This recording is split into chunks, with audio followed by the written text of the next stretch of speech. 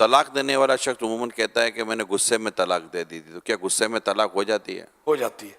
ایک ساتھ 3 طلاقیں دینے سے کیا ایک ہی طلاق کہلائے گی یا پھر 3 ہی؟ 3 کہلائے گی۔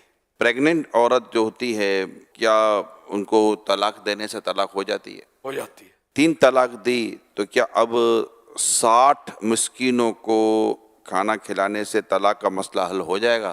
نہیں ہوگا۔ طلاق دیتے وقت گواہوں کا ہونا بھی کیا ضروری ہے؟ نہیں۔ طلاق کا معاملہ کس سے حل کروانا چاہیے، مولانا صاحب سے یا کبھی گھر کے بڑوں سے، کس سے حل کرائیں؟ علماء سے۔ بڑے بوڑھے تو بولتے ہیں توبہ کر لو، آئندہ مت کر، خیال رکھنا، وہ حرام ہوتا رہتا ہے، حرام کے بچے ہوتے رہتے ہیں۔ تو یہ کام علماء کا ہے جو اس کا فیصلہ کریں گے۔ کیا شوہر کا نام لینے سے طلاق ہو جاتی ہے؟ نہیں ہوتی۔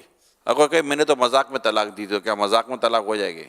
ہو جائے گی۔ حدیث پاک میں کہ اللہ کے پیارے نبی صلی اللہ علیہ وسلم نے فرمایا 3 چیزیں وہ ہیں جن کا ارادہ بھی ارادہ ہے اور مذاق بھی ارادہ، نکاح اور طلاق اور رجوع، یہ مذاق میں بھی ہو جاتے ہیں۔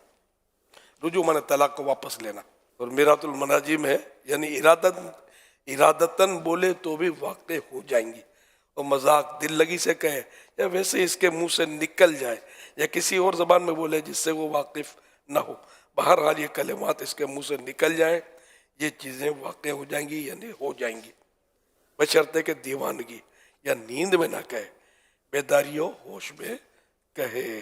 وہ تو یہ ارشاد فرمائے کہ کوئی شخص شادی کرنے جا رہا ہو تو کیا اس پر طلاق کے احکام سیکھنا یہ بھی فرض ہیں؟ جب طلاق کی ضرورت پیش آئے تو اس وقت اس کو معلوم ہونا چاہیے کہ طلاق کس طرح دی جاتی ہے، اس کے کیا ضروری مسائل ہیں اور کیا کنائے ہیں وغیرہ، یہ اس وقت اس پر فرض ہوگا۔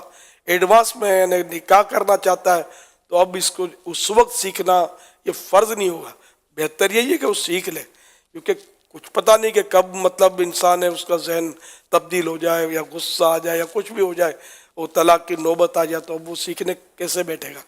یعنی ایک تو وہ مسائل ہوتے ہیں کہ جو طلاق کے بعد پیش آئیں گے، کہ طلاق کے بعد کیا کیا احکام ہو جاتے ہیں، تو وہ تو سیکھنا ظاہر ہے کہ اسی وقت ہوگا۔ لیکن ایک ہے کہ طلاق کے جیسے کنائے کے الفاظ آپ نے فرمائے تھے یا اسی طرح اور الفاظ ہیں، تو وہ سیکھنا تو اس کے لیے ضروری ہوگا کہ کہیں ایسا نہ ہو کہ طلاق کے الفاظ کہہ بیٹھے اور اسے پتہ ہی نہ ہو کہ میں نے کیا کہا ہے، اور نعوذ باللہ پھر وہ حرام ہو چکا ہو معاملہ اور وہ حلال سمجھ کے رکھا ہوا ہو، تو ایسی چیزوں کو سیکھنا یہ ضروری ہوگا۔